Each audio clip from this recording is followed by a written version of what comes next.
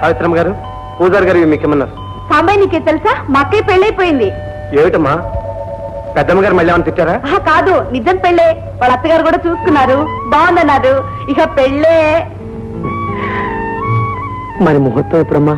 ఎప్పుడేమిట్రా, cup వచ్చినా కళ్యాణం వచ్చినా ఆగుతుందా? తొందరలోనే.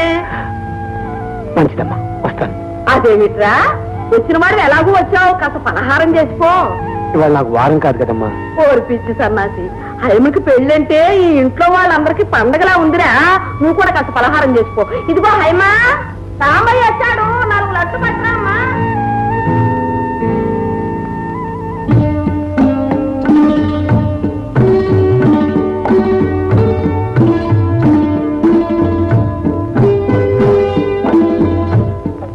ఇవన్నీ నాకేనా అమ్మాయి గారు? అవునండి, మీ పెళ్లిగా. అమ్మాయి గారు ఇప్పుడే మహాలక్ష్మిలా ఉన్నారు. రేపు ఆ పసుపతలతో పారాణి కాళ్ళతో కళ్యాణం బొట్టు పెట్టుకుని మంగళవాద్యాల మధ్య నడుస్తూ ఉంటే నా దృష్టి తగ్గుతుందేమో అమ్మాయి గారు. అది సరే, అబ్బాయి గారు చదువుకున్నవారేనా? ఆస్తి బాగా ఉందా? అయినా అవన్నీ పెద్దయ్య గారు విచారించి ఉంటారనుకోండి. కానీ అమ్మాయి గారు, మీరు మాత్రం ఏమైనా అడిగి తెలుసుకోవాలనుకుంటే నాతో చెప్పేయండి, నిర్మోహమాటంగా అడిగేస్తాను.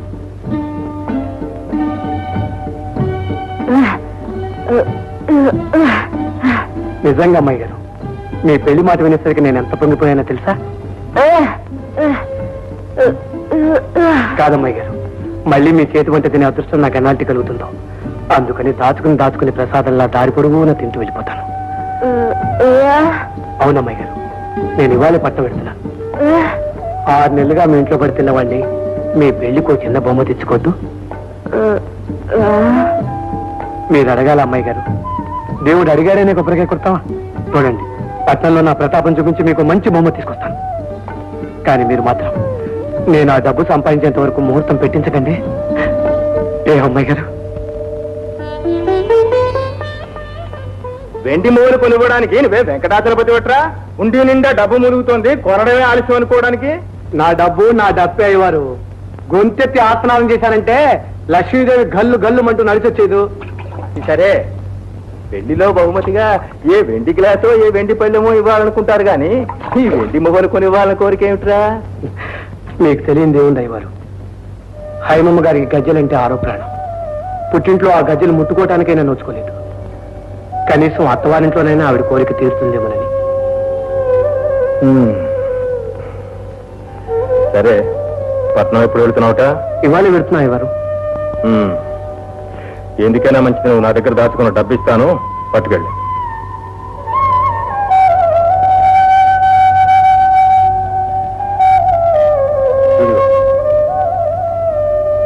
అదేమిటయ్యవారు, నేను దాచుకుని 20 కదా, 30 ఇచ్చారేమిటి? ఒరే సాంబా, నా దేవుడు మూగవాడే, నీ దేవత మూగదే. ఆ మూగదేవత కట్టే ముడుపులో నన్ను చేయవేయనిరా. అలాగే అయ్యవారు, నేను వెళ్ళొస్తాను. క్షేమంగా వెళ్ళిరా. జాగ్రత్త. చూడు, రాత్రి పగల్లో ఆ డబ్బు ధ్యాసలో పడి తిండి తిప్పలు మానేక వేల పట్టు 4 మెతుకులు నోట్లో వేసుకుంటూ ఉండు. అలాగే. ఆ తర్వాత ఆ చూర్ణం ఇచ్చాను చూడు, అది 2 పూట్ల ఇంత తేనెలో రంగరించుకొని. ఏమిటి, వింటున్నావా? వింటున్నానండి. చెప్పింది వింటావు, చేసి ఆడవు. లేదయ్యవారు, తప్పకుండా చేస్తాను. ఆ దగ్గు నాలుగు అశ్రద్ధ చేయకూడదురా. అలాగే, మీరున్నాను అయ్యవారు, మీరున్నాను. తర్వాత 2 రోజులకు ఒకసారి ఎలా ఉన్నావో ఏమిటో. తప్పకుండా చేస్తానండి. రే జాగ్రత్త. అలాగే.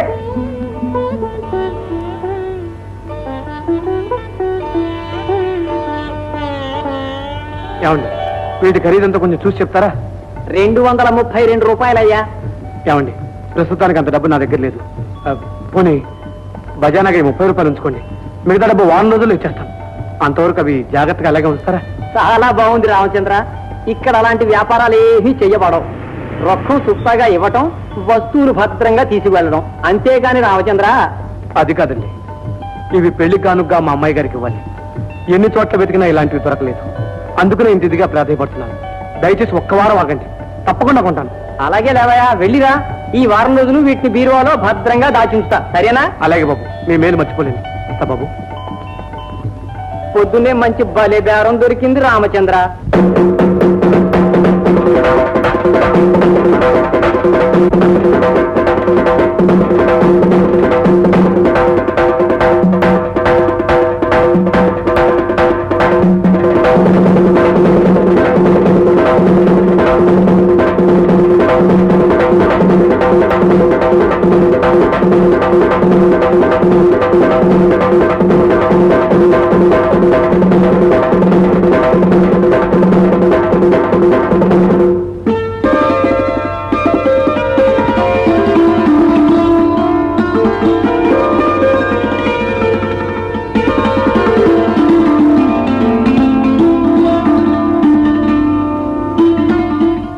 రెండు పెద్ద చెరువులు పశ్చిమ ఆసియాలో ఉన్నాయి. వీటిని అక్కడున్న ప్రజలు ఈ చెరువుల్ని సముద్రాలు అని పిలుస్తారు. కానీ అవి మాత్రం చెరువులే.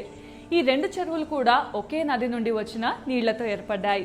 గోలాన్ హైట్స్ నుండి పుట్టిన జోర్దాన్ నది లెబనాన్లోని చెట్ల మొదళ్ల నుండి రకరకాల ఔషధాల తత్వాలను తీసుకొని స్వచ్ఛంగా ప్రవహిస్తూ ఉత్తర దిక్కున వెళ్లి ఒక సముద్రంగా ఏర్పడుతుంది. అలాగే దక్షిణం వైపుగా వెళ్లి